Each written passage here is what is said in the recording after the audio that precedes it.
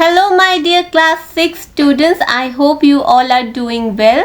Today we are going to talk about some of the finest nature's treasures. We are starting with forest. So forest का सोचते ही हमारे दिमाग में कैसा picture आता है कि बहुत सारे डिफरेंट टाइप ऑफ प्लांट्स हैं, खासकर बड़े बड़े ट्रीज हैं and wild animals are roaming here and there, some of them very ferocious, some of them timid, right? So let us mark what is written in our text.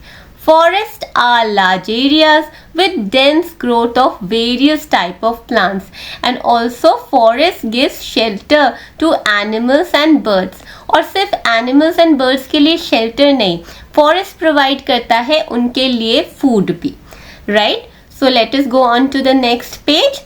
Forests are a natural home for many wild animals including birds and insects. तो food भी provide करता है, shelter यानी कि home भी उनको provide करता है. जो कार्निवोरस एनिमल्स हैं वो डिपेंड करते हैं दूसरे एनिमल्स पर उनके फूड के लिए.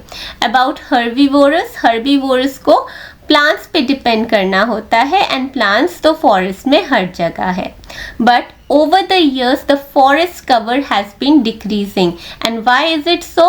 It is because of our own negligence, of our own development needs. Population is increasing, हमारे development needs increase कर रहे हैं, human activities इस प्रकार से बढ़ रही हैं कि forest cover is declining, और forest को form होने में बहुत सारे years लग गए my dear students. तो हमें क्या चाहिए? हमें चाहिए कि forest को conserve करें, right? And what are the consequences? ये portion है, let us do that also. What are the consequences of cutting a large forest area? क्या होगा? फॉरेस्ट एरिया अगर आपने कट कर दिया लार्ज एरिया, तो फॉरेस्ट की वजह से हमें क्या मिलता है? ट्रीज है वहाँ पे, डिफरेंट ऑक्सीजन मिलता है.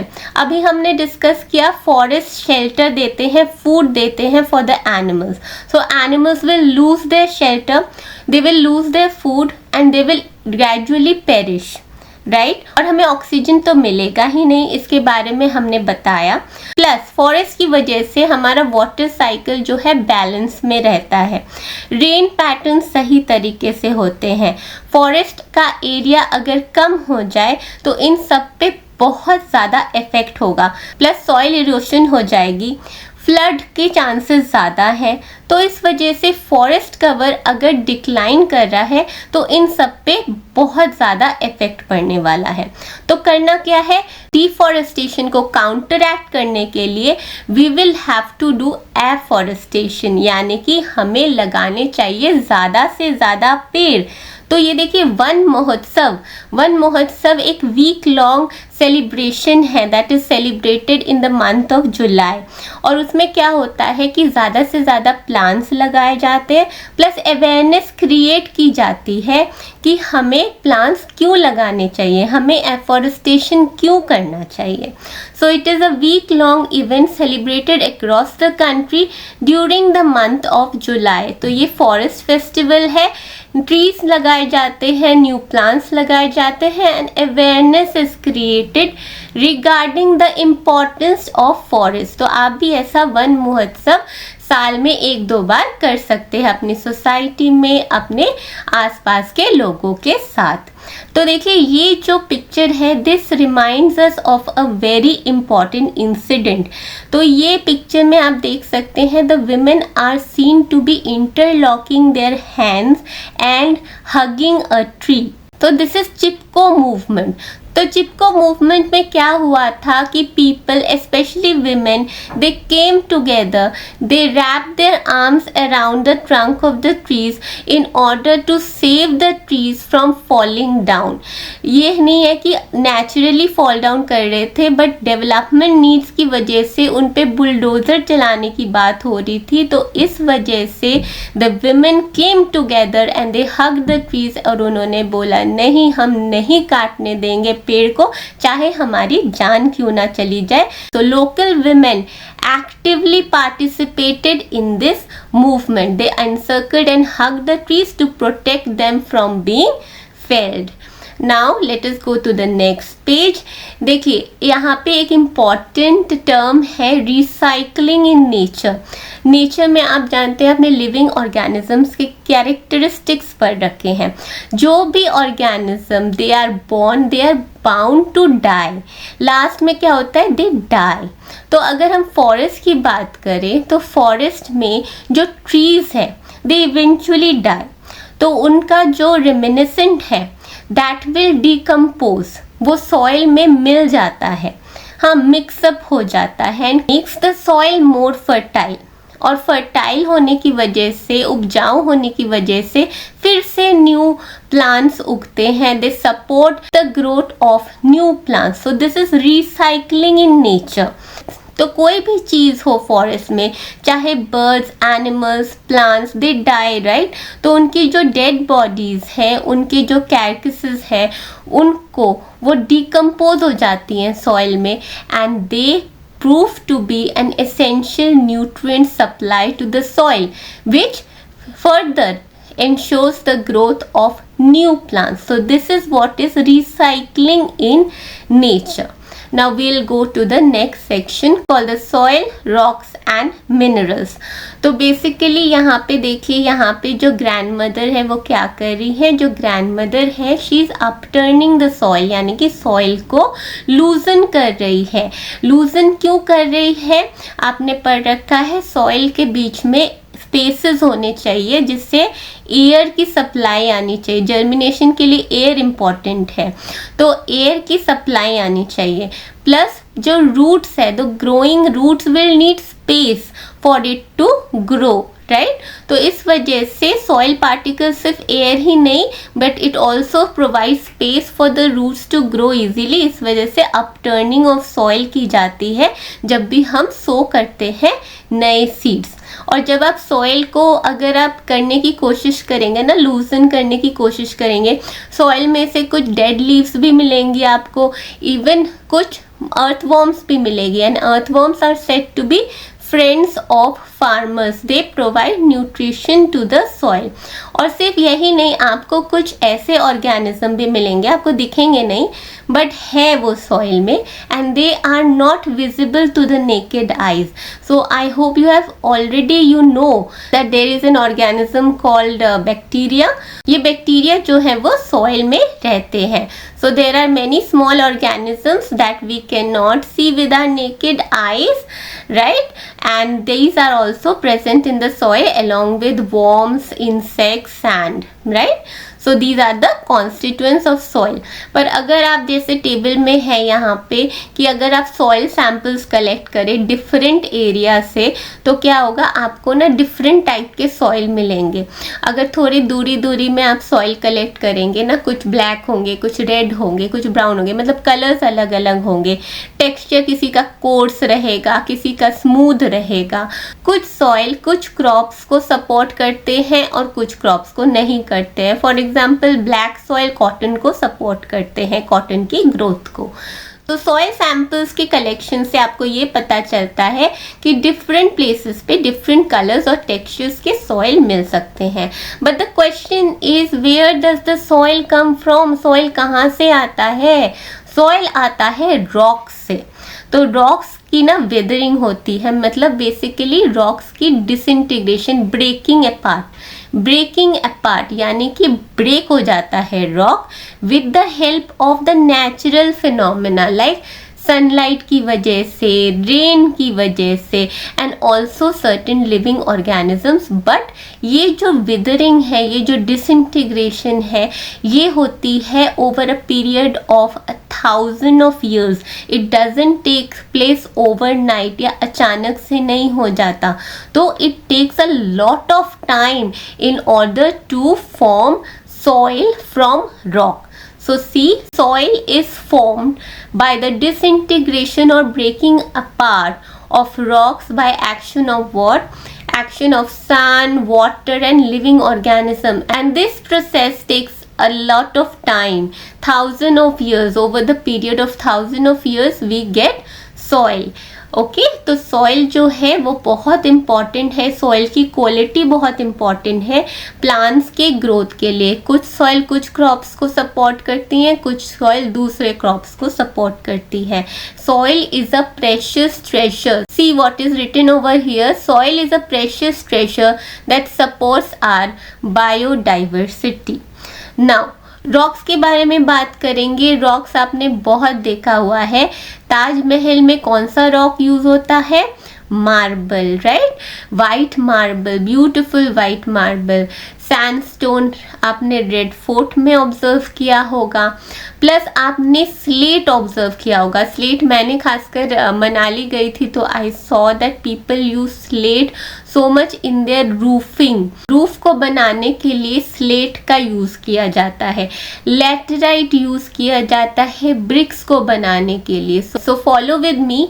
Some rocks like slate are used for roofing and laterite can be used as a building material like bricks. And you already know that sandstone and marble are types of rocks. और एक और rock है जो आपको बहुत बार आपके kitchen slabs में, kitchen tops पे देखने को मिलता है, वो है granite, again a very hard rock. तो जब ह्यूमंस अर्ली मैन थे, अर्ली मैन की इरा में, तो क्या होता था, इन रॉक्स को चिजल करके वो वेपन्स भी बनाते थे, एक्सेस बनाते थे, एरोहेड्स बनाते थे। देखिए यहाँ पे पिक्चर भी है। तो ऐसे kind of arrowheads they were made from stone, क्योंकि ह्यूमंस वे प्राइमरीली दे वर हंटर्स, क्योंकि उनको हंट करके खाना पड़ता था। So now the question arises, what are rocks made of? Rocks are made of minerals. Okay, rocks किससे बनते हैं? Rocks are made of minerals. और important metals जो है वो minerals से extracted होते हैं, like gold, copper, etc. They are important metals that are extracted from minerals. Now minerals का यूसेज कहाँ कहाँ पे होता है? मिनरल्स का यूसेज होता है कार्स, ज्वेलरी, कॉस्मेटिक्स, इवन आपके इलेक्ट्रिकल अप्लायंसेस में मिनरल्स का यूज़ होता है। आपकी जो मोबाइल फोन्स है उसमें डजन्स ऑफ मिनरल्स है, like gold, silver, copper, cobalt, right? So rocks play a vital role in our lives and it takes thousands or millions of years to form. So it is important to conserve them and use them responsibly. जो भी चीज़ ज़्यादा time लेती है form करने के लिए तो आपको थोड़ा उनको बचा के चलना होगा, राइट? नाउ रॉक्स को कैसे ट्रांसपोर्ट करेंगे? व्हीकल्स के थ्रू, और व्हीकल्स को चाहिए पेट्रोल और diesel as fuel. Now what are fossil fuels? Fossil का क्या मतलब है? फॉसिल मतलब they are the ancient remains of bodies of plants और एनिमल्स जो दबे होते हैं under some kind of sediment, soil या फिर सीज, रिवर्स के अंदर दबे होते हैं, वैसे रिमेन्स, राइट? और petrol, diesel, kerosene, they are actually fossil fuels. देखिए, now we will go on to read about them. So petrol, diesel and kerosene are obtained from petroleum, and petroleum along with natural gas and coal are commonly called fossil fuels, क्योंकि वो तैयार होते हैं from remains of microorganisms and plants that got buried deep inside the earth, and then eventually, gradually over the period of millions of years, they get converted to petroleum, natural gas and coals. Please mind that it takes millions of years for them to form, and once they are used up, they cannot be retrieved again. वो form करने के लिए millions of years लग जाते हैं, तो हमें कहाँ से मिलेंगी? हमारा तो एवरेज लाइफ स्पैन ही कितना कम है, राइट? तो उनको जुडिशियसली यूज़ करना बहुत ज़रूरी है। नाउ नेचुरल गैस जो है ना वो cleaner form of fuel है in comparison to petrol and kerosene. So natural gas is used for cooking and generating electricity, और अब उसको क्या है, CNG का रूप दिया गया है, compressed natural gas, and you know that is a clean fuel. And coal is mainly used for the production of electricity. तो इनको जुडिशियसली यूज करना बहुत बहुत ज़रूरी है। देखिए LPG का फुल फॉर्म आप याद कर ले, liquefied petroleum gas, very important. They have replace the domestic fuels of coal, wood and dung cakes even in the villages nowadays. Now we go on to the next page. तो fossil fuels limited quantity में है और fossil fuel जब burn होता है तो बहुत सारा स्मोक, बहुत सारा कार्बन डाइऑक्साइड हमारे एनवायरनमेंट में छोड़ता है, विच पल्यूट्स द एयर पल्यूशन बढ़ जाती है। तो हमें ओवर डिपेंडेंस नहीं दिखानी चाहिए फॉसिल फ्यूल्स पे और हमें कंजर्व भी करना चाहिए। कैसे कंजर्व कर सकते हैं हम? या तो वी कैन वॉक और cycle to nearby places और we can use public transport, या फिर जहाँ एक जगह पे जाना है 5 लोगों को तो you can use carpooling system as well, right? Now we go on to talk about renewable and non-renewable natural resources. तो नेचुरल रिसोर्सेज का मतलब क्या है? नेचुरल रिसोर्सेज यानी कि वो रिसोर्सेज जो नेचर से आए हैं, नेचर ऑब्टेन्ड है, राइट? हमारा जैसे सोलर एनर्जी है, सन की एनर्जी, एयर, वाटर, ये सब नेचुरल रिसोर्सेज है। So follow with me. We get heat and light from the sun, water from rivers and food from plants and animals, right? Now these resources which we obtain from nature, these are called natural resources. और human made resources क्या होते हैं? जो human made है, जो human ने बनाए हैं, जिसमें nature का कोई हाथ नहीं होता, nature ने नहीं बनाए हैं। So like electric bulbs, furniture, bicycle, solar panels, ये सब हमने अपने लाइफ्स को कंफर्टेबल बनाने के लिए they are created by human beings. Now you have learned about various natural resources. क्या क्या लर्न किया हमने पिछले क्लास में लर्न किया था about air, water, energy from the sun. इस क्लास में हमने लर्न किया about forest, about soil, rocks, minerals and fossil fuels, and some of these natural resources get replenished through natural processes। हाँ, replenishing का मतलब है दोबारा they regenerate, दोबारा मिल जाते हैं हमको, लेकिन कुछ दोबारा नहीं मिलते।